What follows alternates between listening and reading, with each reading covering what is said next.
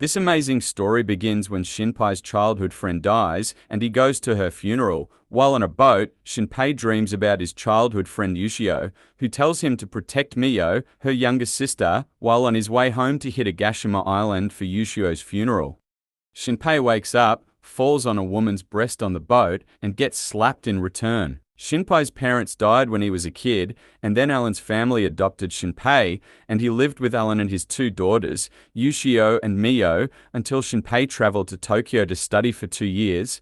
Anyway, Shinpei arrives at his hometown island and sees Emio welcome him while riding a bike, but she loses control, and Emio falls in the sea. After helping Emio get out of the sea, Shinpei goes to Ushio's funeral.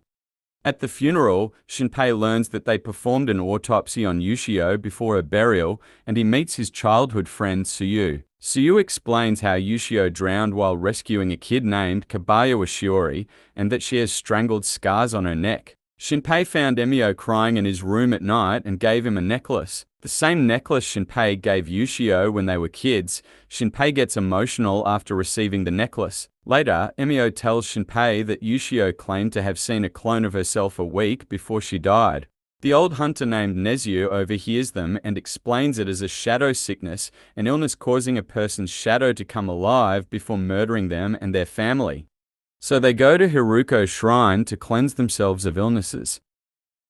There they heard the gunshot and discover a lady who is bleeding and muttering something. Shinpei asks the lady what happened to her, and suddenly that lady's brain splatters. Shinpei turns around to see who would do this, sees Mio being held hostage by Mio's shadow, and kills Mio and Shinpei. Shinpei reawakens on the ship, slipping back into the woman's breast. Shinpei is freaked out because he should have been dead. Shinpei, on the other hand, discovers that the day has gone exactly as previously when he arrived on the island. He realized he can time travel. Shinpei gets frustrated and goes out for fresh air when he notices Mio staring at the house. She notices Tetsu and kills him right away. Shinpei shockingly watched as Mio killed Tetsu. And then a shadow appears that looks and sounds like Tetsu. Shinpei heard Mio say that she wants to kill normal Mio and then take her place. Shinpei's phone suddenly rings, alerting Shadow Mio, who immediately kills Shinpei. However, Shinpei wakes up again, but this time, instead of ship, he was at island. And he stops Mio from falling into the sea. And this time he decides to do things differently.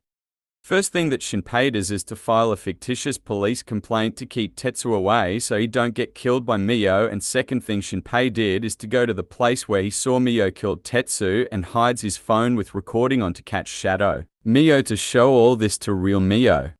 After successfully recording, Shinpei then shows the recording to the real Mio to prove that Shadow sickness is real and that it is out there to murder her. Mio told Shinpei after watching the recording that it is possible that Yushiro's death was not an accident, but she was murdered by Shadow.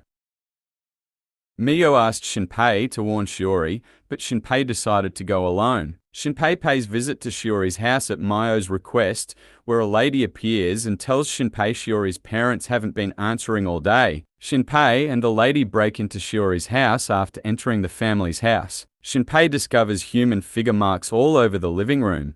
And Shinpei knows those marks came from the shadow disposing of the body. There are also random dents on the floor. Shinpei goes upstairs to find more information and a shadow appears in front of him, and it is the shadow of little girl Shiori, who is about to attack Shinpei. The lady walks in and the shadow vanishes.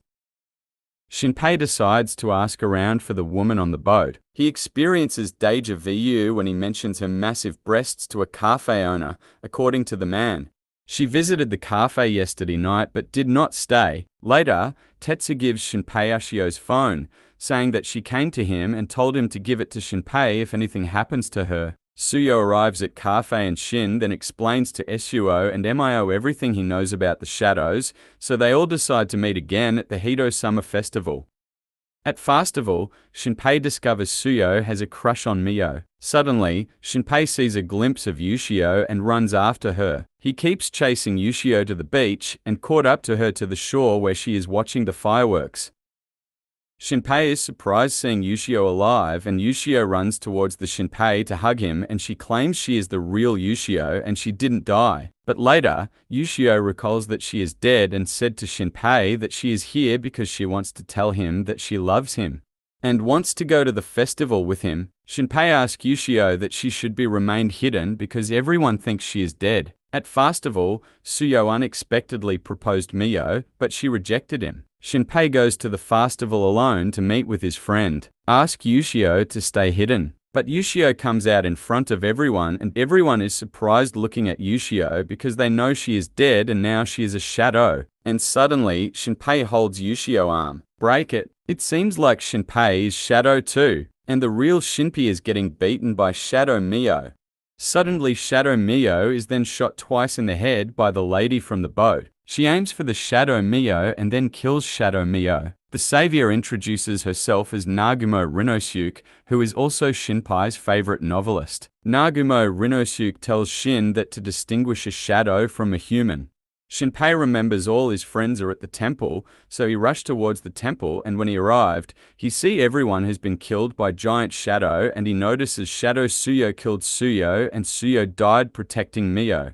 Nagumo also arrives at the temple and fights the Giant Shadow, and the Giant Shadow wounded Nagumo. At this time, everyone is dead, and Giant Shadow recognizes Shinpei's eye as the same as their mother, which he uses to control time. As their mother wakes, a blood-red light shines over the shrine, revealing a young girl who appeared in the sky and is known as Hina. She slaughtered the island. Now the island looks like a deserted island where there used to be humans, but now it's empty and full of horrors. Shinpei then begs Nagumo to kill him so he can begin again now that everyone has died. Nagumo successfully kills Shinpei. After dying, Shinpei looks at the Hina and she looks at him back, which scares Shinpei because he is dead and she can still see him. However, Shinpei travels back in time, where Ushio urges him in his dream to save Mio once more. On his first day back, he notices that the distances he can travel are gradually shrinking, but he is determined to do it correctly this time, with only 3 days until Mother's Day. Shinpei starts looking for Nagumo and eventually gets the number from Ushio's father Alan, but the number Naguro gave Alan was coded, and finally Shinpei breaks the code and calls phone number, but Nezu picks it up and asks Shinpei to get to the open place. When Shinpei gets to the open place, Nezu shoots at the Shinpei's shadow to make sure that if he is a human or shadow, and it turns out Shinpei is a human. On the other side, Nagumo attacks Alan in the bathroom to check if he is human, and she ends up instantly killing Shadow Alan. When Shinpei meets Nezu, he gains his trust and is introduced to Nagumo. Shinpei is able to relay key things to Nagumo via coded references, allowing her to quickly recognize Shinpei as a time traveler who has met her in the future and as someone her future self trusted. Shinpei sobs as he realizes he has finally found an ally who knows everything. Nagumo informs Shinpei that someone murdered her family 14 years ago, prompting her to abandon the island and change her identity and subsequently write a series of novels about tragedy. Nagumo decides to go to Shiori's house to eliminate the shadows. However, she tells Shinpei and Nezu to wait outside for her, but Shinpei is worried that Nagumo might get killed if she goes alone. But Nezu tells Shinpei that Nagumo has the ability to sense the danger before it happens, and because of that, she can change the outcome. Nagumo reaches to the Shiori's house and knocks the door. Shiori's mother opens the door and Nagumo gets in with her briefcase. Nagumo opens the briefcase and attacks the Shiori's mother and eventually kills her, because they all are shadows and real ones have been killed by these shadows. Shiori's father turns into a shadow in his real form in order to kill Nagumo, but Nagumo kills him as well. After seeing this, Shadow Shiori attacked the Nagumo as well. It turns out Shiori is much stronger shadow than others. She tried to kill Nagumo, but Nagumo overpowers her and Shiori runs away. Nezu and Shinpei await him outside, and when they saw Shiori, Nezu tries to capture her but she keeps dodges his attacks. Shinpei is hiding behind the board when Shadow Shiori come close. Shin tackles and capture her. When Shin was tried to control her, she bites Shin's hands. Nagumo kills Shadow Shiori, but Shinpei's hand is bleeding because of the bite. The bite is not random. Shiori must have a reason. That is why she bites Shinpei's hand. Stay tuned to find out the reason.